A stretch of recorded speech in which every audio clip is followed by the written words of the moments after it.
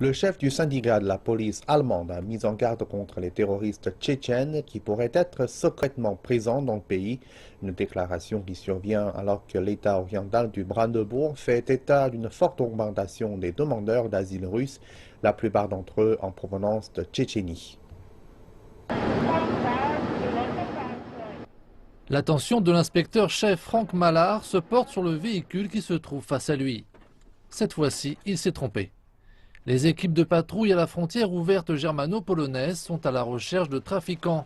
Mais les forces de l'ordre ne disposent que de peu de renseignements spécifiques pour y parvenir. Parfois, nous avons des voitures particulières que nous recherchons parce que nous obtenons des informations du côté polonais. Mais en général, nous observons l'ensemble et on choisit celle que l'on contrôle.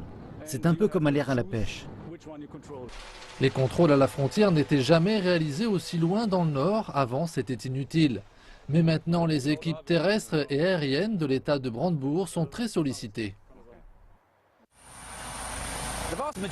La grande majorité des migrants et des réfugiés qui sont venus en Allemagne l'an dernier sont arrivés par la route sud des Balkans.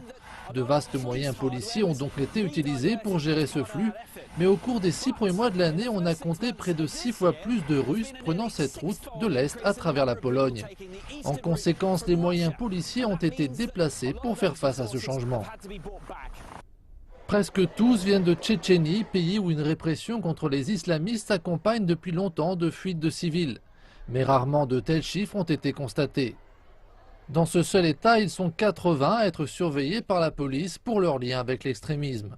La plupart sont issus de cette même région. Ici, certains ne cachent pas leur inquiétude concernant ces personnes. Au centre d'enregistrement, non loin de là, la situation est tendue. Les réfugiés craignent de parler aux journalistes et ils ne souhaitent pas dire de qui exactement ils ont peur. Après un été marqué par les attaques, l'extrémisme préoccupe les Allemands. Mais pour cet homme, cette inquiétude est-elle justifiée ? Dans chaque famille, il y a une brebis galeuse. Il y a des criminels partout. En Allemagne, ils ont quelques nazis locaux et nous avons aussi les nôtres en Russie. Donc les mauvaises personnes existent. D'après les spécialistes de la Russie, les tensions actuelles pourraient contrarier le travail de détection. Le problème est de savoir si les Russes partagent tout ce qu'ils savent. Ou s'agit-il de certaines informations seulement et vice-versa. Je pense donc qu'il n'y a pas de vue d'ensemble. Le conflit entre la Russie et l'Occident compromet de plus en plus ce genre de coopération. La Commission européenne a accepté d'envoyer des ressources supplémentaires aux frontières extérieures du bloc.